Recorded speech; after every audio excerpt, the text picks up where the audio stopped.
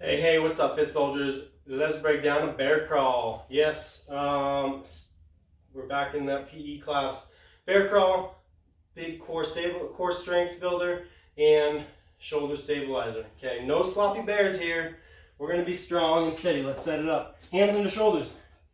Core, head, shoulders, hips, head, shoulders, hips, straighten the line. Knees are underneath your hips. Get those toes on the ground. Now, let's pop this up.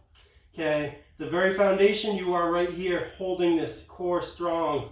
Okay, progressing from there, starting to lift one hand. And the key here is to not let our hips twist and turn. Okay, that's where shoulder stability comes in. That's where core strength comes in. We want to be solid and strong, lifting one at a time.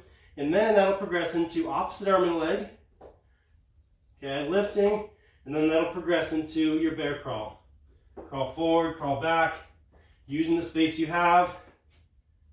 Okay, not letting these hips swing around and get sloppy.